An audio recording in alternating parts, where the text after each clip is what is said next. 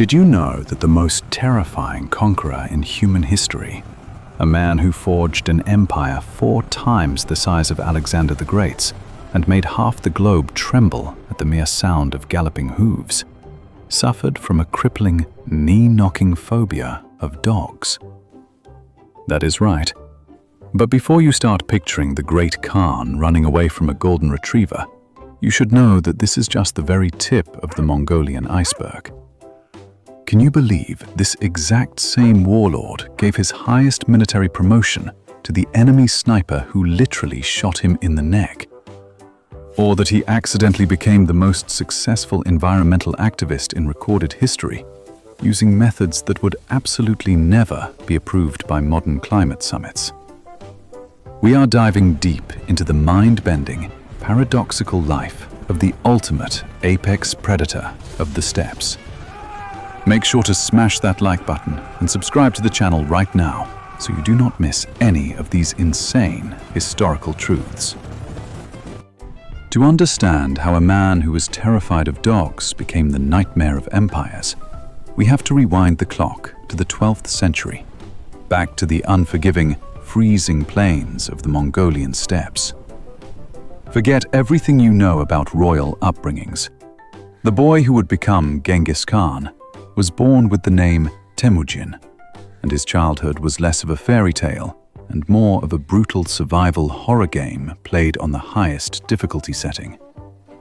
Legend says he was born clutching a blood clot in his fist, which, in the superstitious world of the steppes, was basically a neon sign flashing that this kid was destined for a life of absolute carnage.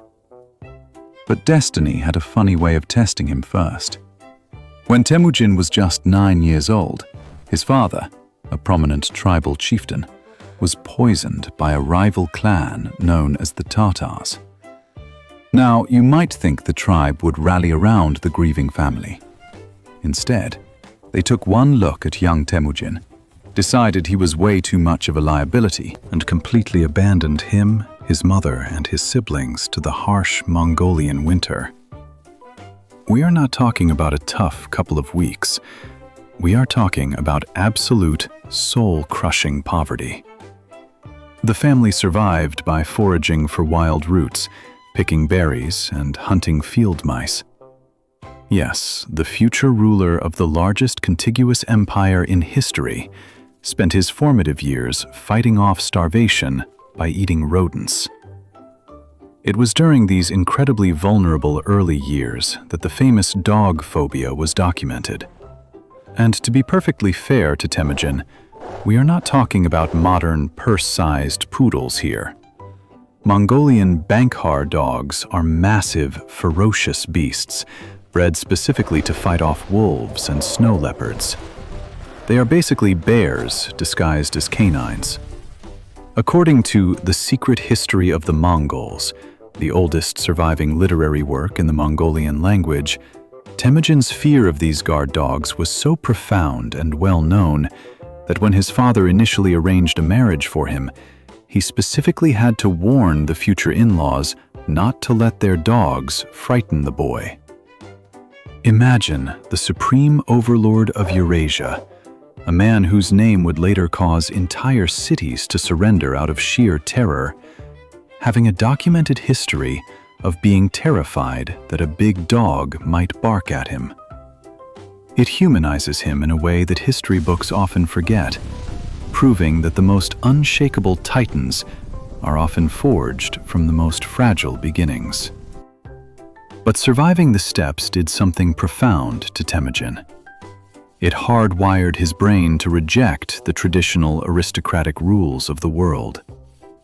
In a society obsessed with noble bloodlines and aristocratic privilege, Temujin realized that royal blood does not keep you warm in a blizzard, and it certainly does not help you win a sword fight. As he slowly began to rebuild his power, gathering a small band of outcast followers around him, he instituted a revolutionary concept that would become the secret weapon of the Mongol war machine. He invented a pure meritocracy. He did not care who your father was. He did not care what tribe you were born into. If you could ride hard, shoot straight, and follow orders, you could rise to the absolute top of his army. This brings us to one of the most unbelievable job interviews in the history of human warfare. Fast forward a few years. Temujin is no longer a starving outcast. He is a rising warlord, methodically uniting the warring tribes of the steppe through a mixture of brilliant diplomacy and overwhelming violence. During a particularly brutal clash against the rival Temujin tribe in the year 1201, Temujin was leading a cavalry charge when suddenly an arrow ripped through the air and struck him right in the neck. The strike was incredibly precise and nearly fatal. Temujin was knocked from his horse, bleeding profusely, and only survived because his most loyal companion spent the entire night sucking the clotted blood from the wound to keep him breathing. Against all odds, Temujin survived the night, and his army went on to crush the Temujin forces the very next day. After the dust settled, the victorious warlord had the surviving enemy prisoners lined up before him. He sat on his horse, pointing to his heavily bandaged neck, and demanded to know which of them had fired the arrow that struck him. Now, put yourself in the shoes of those prisoners. Usually, in the medieval world, confessing to shooting the conquering warlord is a guaranteed one-way ticket to the most creative and painful demise imaginable. But then, a young warrior named Zurgadai stood up, looked the terrifying Temujin dead in the eye, and openly admitted that he was the sniper. He did not beg for his life. He simply stated that if the Khan wished to execute him, he would accept his fate. But if the Khan spared him, he would serve him with absolute, unwavering loyalty. The tension in the air must have been thick enough to cut with a sword. The Mongol generals fully expected Temujin to order the man cut into 1,000 pieces. Instead, Temujin did the unthinkable. He started laughing. He was absolutely blown away by the sheer audacity, the honesty, and most importantly, the incredible marksmanship of this young man. He realized that a soldier who could hit a moving target in the neck from a massive distance during the chaos of a cavalry charge was exactly the kind of talent he needed on his payroll. Right there, on the bloody battlefield, Temujin pardoned him, offered him a command position in his army, and gave him a new name. He called him Jebe, which translates to the arrow. Jebe would go on to become one of Genghis Khan's greatest and most legendary generals, leading Mongol forces to jaw-dropping victories across Asia and Europe. It is the ultimate testament to his bizarre but highly effective management style. He weaponized his own enemies. By the year 1206, Temujin had accomplished the impossible. He had subjugated, manipulated, or destroyed every rival chieftain on the steppes. A massive council was held, and he was officially granted the title of Genghis Khan, the universal ruler. But conquering the steppes was only half the battle.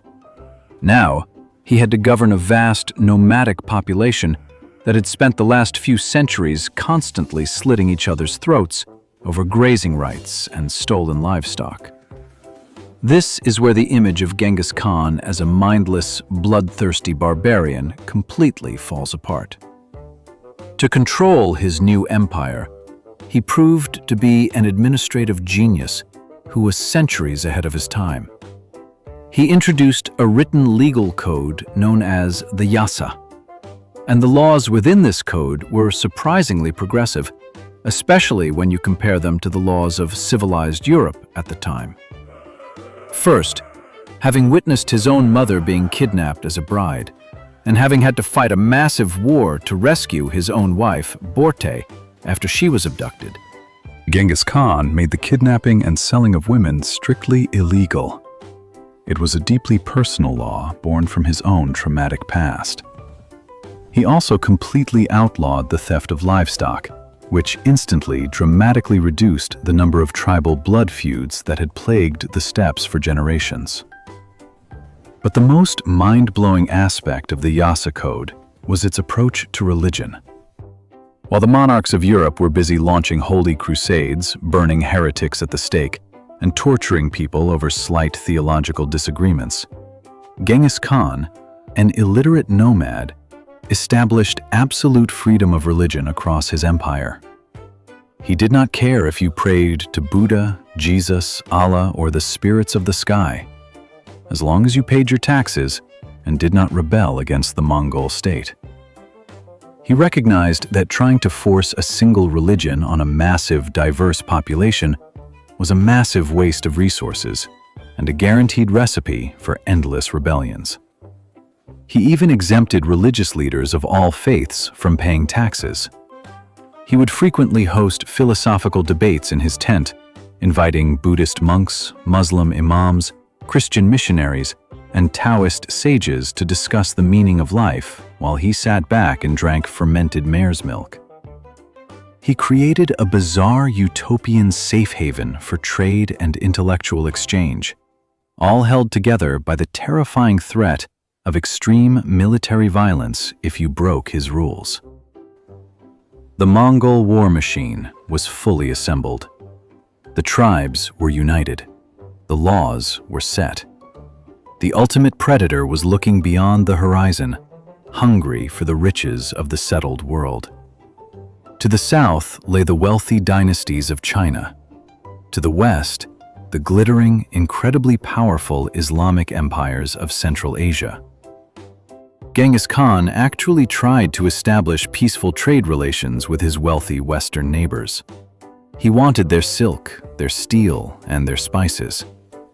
But one of those neighbors, the Khwarezmian Empire, a massive superpower covering modern-day Iran, Afghanistan, and Uzbekistan, made a colossal miscalculation. They looked at the Mongol ambassadors, saw only dirty, uneducated barbarians, and decided to do something completely arrogant and unbelievably stupid. They committed an act of disrespect so profound that it would unleash the apocalypse upon the Middle East. It is arguably the single most expensive mistake in the history of human civilization. Imagine knocking on the door of the devil, spitting in his face, and then telling him you are not afraid. But what exactly did they do? And how did Genghis Khan's retaliation literally change the temperature of the planet Earth? That absolute apocalypse, along with the completely baffling modern-day mystery of his undiscovered tomb, is a story for part 2. Welcome back to the unbelievable saga of the man who went from eating field mice to owning most of the known world. At the end of our last chapter, Genghis Khan had united the steppes, established a revolutionary legal code, and created a merit-based war machine. He was actually looking to settle down a bit and focus on international trade. He looked towards the west, where the Khwarezmian Empire stood in all its glittering glory. This was a massive, wealthy superpower that spanned across modern-day Iran, Turkmenistan, Uzbekistan, and Afghanistan.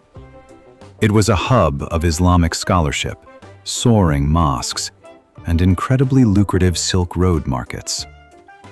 Genghis Khan, surprisingly, did not want to conquer them at first.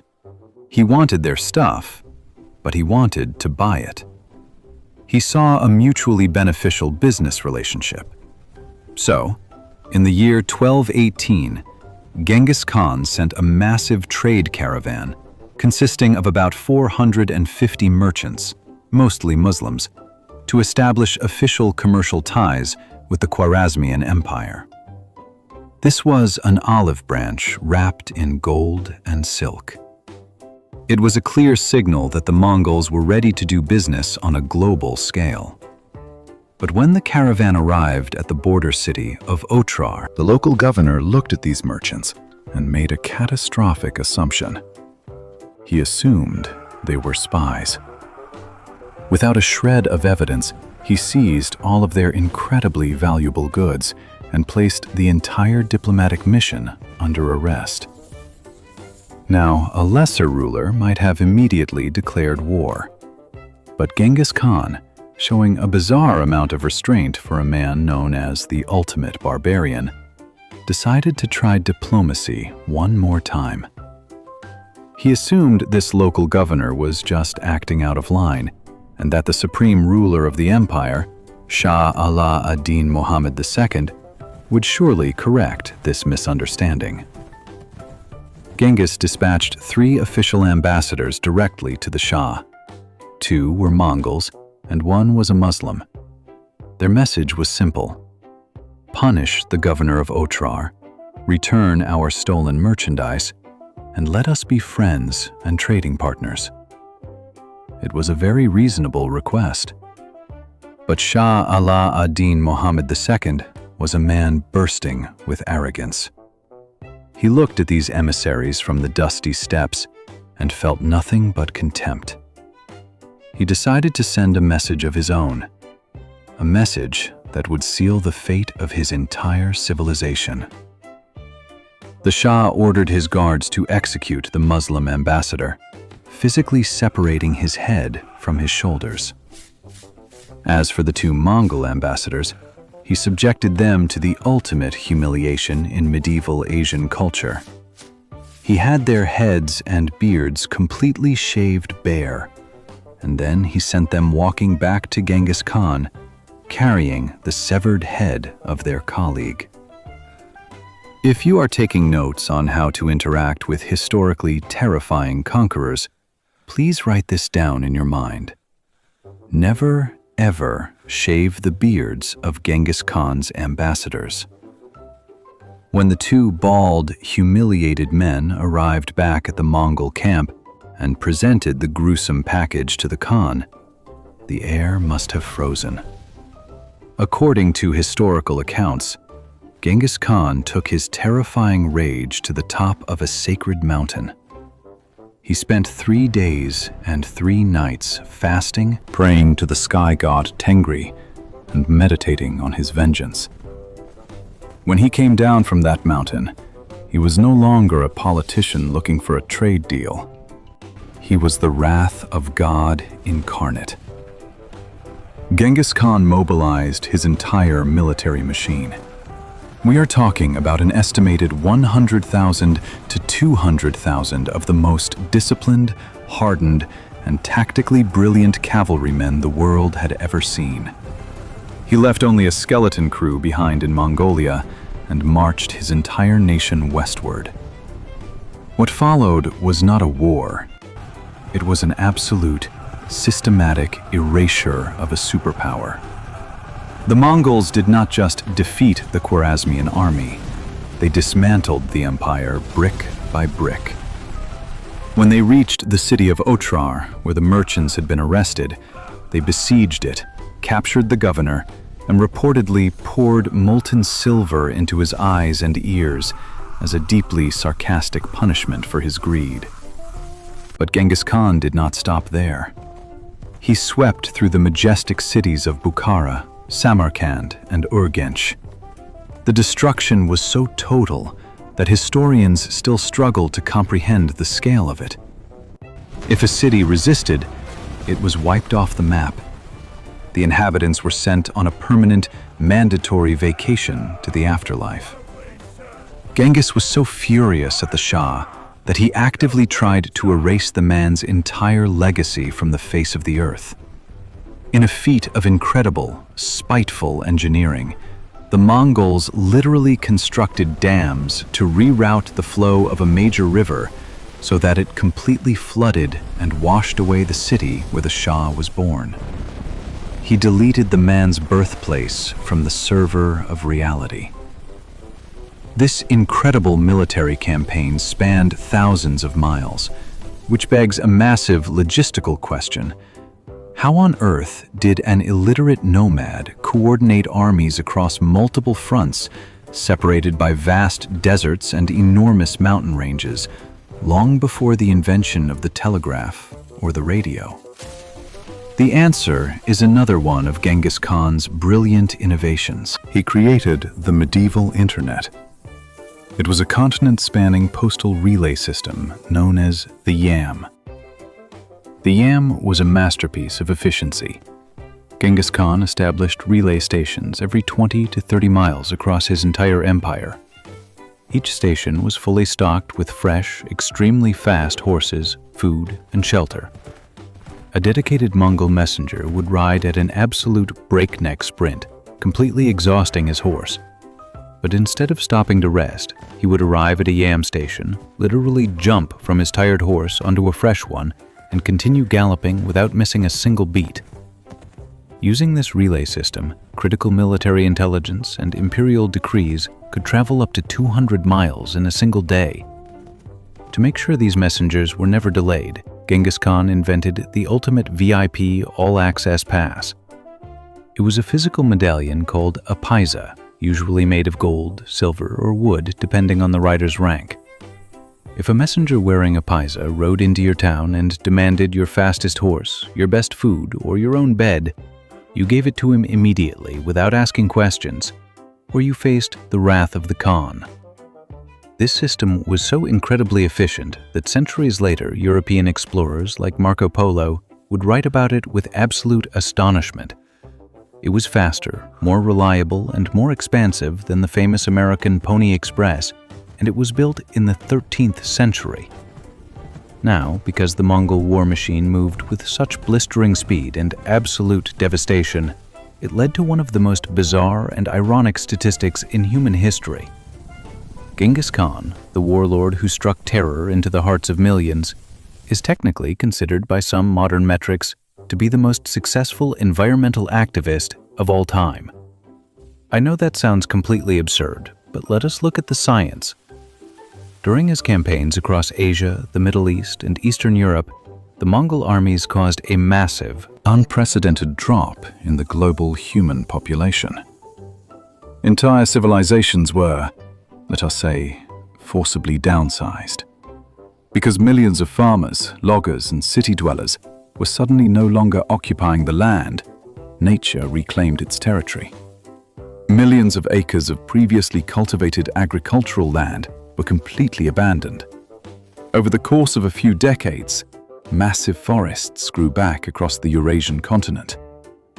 Modern climate scientists have actually analyzed ice cores and historical carbon records from this era. They discovered that this massive, accidental reforestation project scrubbed an estimated 700 million tons of carbon dioxide straight out of the atmosphere. That is roughly equivalent to the entire annual carbon footprint of global gasoline consumption today. This sudden drop in greenhouse gases actually caused a measurable cooling effect on the global climate. So, in a deeply morbid, completely unintentional way, Genghis Khan paused global warming. Obviously, we do not recommend his particular brand of aggressive population control at any modern climate summits. But the scientific fact remains absolutely mind-blowing. But Genghis Khan's most lasting physical impact on the world was not environmental. It was biological. As the ultimate conqueror, Genghis Khan had access to a vast number of wives and concubines from every corner of his sprawling empire. He was a very busy man, both on and off the battlefield.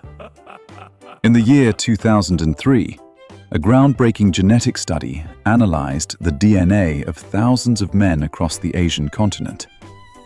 The scientists found a specific Y chromosome lineage that was incredibly unique, highly preserved, and shared by an absurdly large number of people. They traced the origin of this specific genetic marker back to a single man living in Mongolia roughly 1,000 years ago. The math is staggering. Today, an estimated 16 million men carry this exact genetic signature. That means that approximately 1 in every 200 men currently walking the face of the earth is a direct descendant of Genghis Khan. To put that into perspective, if you are sitting in a crowded movie theater right now, statistically speaking, there is a very good chance that one of the guys sharing your popcorn carries the DNA of the man who conquered the known world. He did not just reshape the borders of the map, he literally reshaped the genetic code of the human race. For a man who left such an inescapable mark on the world, his final exit remains the greatest unsolved mystery in archaeological history. In the summer of 1227, at the age of 65, the Great Khan finally passed away during a military campaign against the Western Xia dynasty. According to his strict final orders, his death was to be kept an absolute secret to prevent his enemies from taking advantage of the situation. He wanted to be buried anonymously, without any monuments, pyramids, or grand mausoleums. He wanted to return to the earth as a simple nomad.